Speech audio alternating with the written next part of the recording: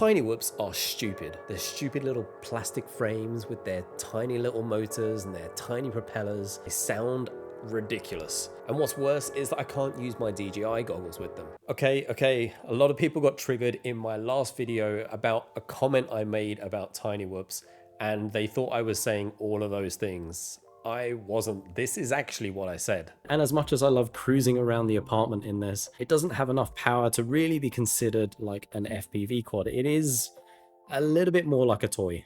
And just to be clear, when I said it was more like a toy, I was referring to this, which is the Mobula 6 HD0 from 2023. And when I say this, I've kind of upgraded this one to make it fly less like a toy. But if this is your first experience of a Tinywhoop coming from a much bigger quad, then you're probably going to be thinking, Tinywhoops are stupid. Now, contrary to the title of this video, I don't think that Tinywhoops suck. And unlike when I first started FPV and just wanted to fly a 5-inch, I would completely recommend that somebody that has just started or recently started get into Tinywhoops as quickly as possible. Just maybe not this one. And don't worry, I'm going to come on to the whoops that I love flying in just a moment. So what's so special about Tinywhoops? Firstly, Tinywhoops are like a whole other subculture within FPV. There's a whole different set of famous pilots and experts, and Tinywhoop builders have a completely different ethos and approach to making the perfect quad. There's me trying to get my quad sub 250 grams, and Tinywhoop builders are there trying to get them under 20 grams. There's also a whole load of different brands and companies that are supporting the progression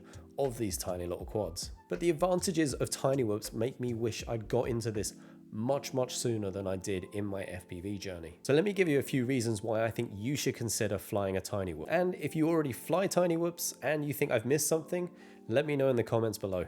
The cost of getting into whoops and then maintaining them with repairs and everything else is much lower. And on top of this, the low weight of these quads means that they're less likely to break in a crash. But if you do manage to break it, it is typically easier to repair than a normal quad. They usually come with a one-piece plastic frame, an AIO that includes the VTX and sometimes the receiver, a camera, and some plug-in motors that are easy to kind of swap out. They're so small you can fly them in smaller areas, especially if you don't have access to larger spots. And they're so tiny they take up much less space. Even the batteries and the chargers are tiny, which means that you can bring them with you wherever you go. They're also quiet and unassuming, so you can fly these in more places than other quads. They look far less menacing, and people think that they're just toys, so they tend to get less shitty about you flying them anywhere near them. When the weather is bad, you can even fly them indoors, which means that you don't have to worry about breaking windows or other stuff in your house. All of these things together means that you will fly harder and much more often, which means that you'll get more stick time, and then you'll probably become a better pilot much faster. However, I will say going from a 5-inch quad to a Tinywhoop didn't translate as well as I thought it would. That being said, after training with a Tinywhoop and then going to a 5-inch, that was completely transferable and it improved my piloting. So now that you're sold on getting a whoop, because you know I've made such a great argument for that, what should you get? Should you buy a bind and fly one, or should you build one from scratch? So here's my opinion as a non-racer and a non-pro freestyle pilot. So if you have a different opinion, that's also fine, but I would go with a bind and fly first. Let me explain. Unlike a 5-inch quad, the cost of a bind and fly Tinywhoop is typically less than the sum of its parts if you bought them separately. So I would personally get a bind and fly Tinywhoop. I would either repair it or upgrade it, depending on what I needed from it. You just need to ensure that what you buy is a good platform for those upgrades. So what do I fly? So I'm going to park the Mobula 6 HD0 for the moment. Yes, I've done some upgrades to this. No, I'm still not happy with it. And I'm probably going to turn this into a 1S micro build, but I'll do something on that in the future. I've been flying this, which is the BetaFPV Meteor 65 Pro. I also had the 75mm version of this. That's currently stuck in a tree somewhere, so this is the one that I've been flying a lot more. The Meteor 65 Pro is slightly bigger than a normal 65mm quad. It actually takes slightly larger props and it gives a lot more thrust. It's really noticeable when you fly this one outside. But as much as I love this whoop, I got something recently which is much better, and that is this, the BetaFPV Air65, and I've probably flown this more than any other quad that I own more recently. And I've been so impressed with this, I bought a second Air65 which will be delivered next week, as a backup in case I really ruin this one. As you can see from the state of this thing, I've probably put over 500 packs through this and it is still going strong. I've kind of broken the propeller there. I've kind of bent the frame in various places, but the camera is still going strong. It still flies really nicely. I've changed the aerial because I did actually lose that in a flight while I was doing something kind of stupid. But this thing is incredible as a Tinywhoop, and the best part about this is that it's about, I think, $95. I don't think you can have more fun than this for $95 in the FPV world. And I do want to say that I've bought all of these quads myself. I'm not getting these for free. And the next one I want to talk about is the Air75, and you can see the difference between the Air65 and the 75. It's like a bigger duct. It has slightly larger motors, different props, and a larger frame.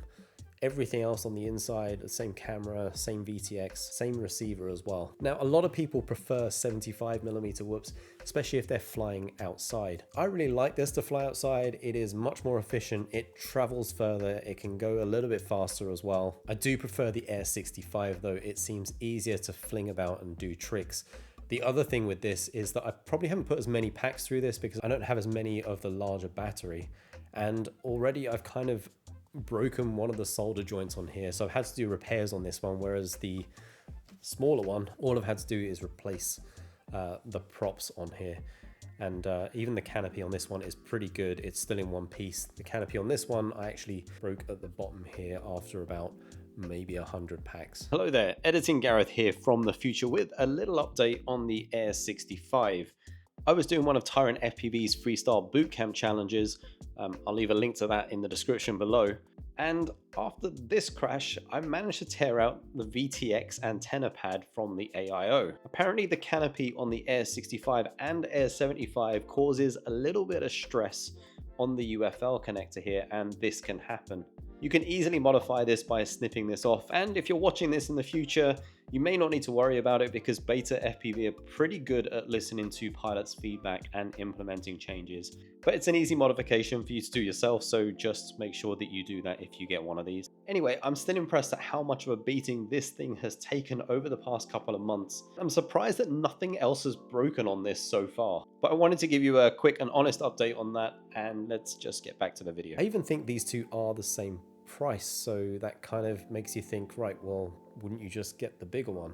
And to that I would say it kind of depends on where you're going to fly. If you want to fly indoors as well, maybe get the 65. I don't like flying 75 indoors. The 65 can do indoors, it can do outdoors. It just doesn't handle wind quite as well as this one. Now, as much as I love those quads and I think that everyone should own one, I think if you're a complete beginner, the only thing to watch out for is that in order to save weight, instead of connectors to the motors so that you can easily switch those in and plug new ones in, they've actually soldered the wires directly to the board. So the repair is a little bit more difficult, but at the same time, it should be less likely that you break one of the solder joints as opposed to one of those connectors. And if you've come from DJI like me, you're probably thinking, it's analog though, why would I spend money on technology from like the 90s? Honestly, I think after flying this for a little while, you forget that you are not looking at DJI 03 4K quality. You're just trying to fly because it's a Tinywhoop. It's meant to be fun. And sure, it doesn't look as good if you're making YouTube videos, but I tend to fly these when I'm flying for myself and not recording a video at the time. So yeah, I don't hate Tinywhoops. I don't think they're stupid. I think everyone that flies FPV should get into Tinywhoops because it is a lot of fun for not a lot of money. I'm still hoping that DJI will release a whoop-friendly VTX or air unit at some point so that all those people that have come into the hobby via DJI don't have to buy a whole new set of goggles just to experience how awesome Tinywhoops are. But I'm not gonna hold my breath for that one because it's probably unlikely to happen. In the meantime, do check out the Freestyle 101 Bootcamp on prowhooper.com. This is the brainchild of Tyrant FPV, who is doing a lot of work and putting things into this. Don't worry if you've missed the first few weeks, you can still learn on the other weeks. You can even go back and do some of the challenges that we've been doing as well. I've been, and this is part of the reason why this is so messy at the moment, I've been challenging myself to do all of the weekly lessons with a Tinywhoop it would actually be much easier to do it with a 5-inch or a 3.5 inch. But let me know in the comments what whoops you like flying, what you think I should try, and I will see you guys in the next video.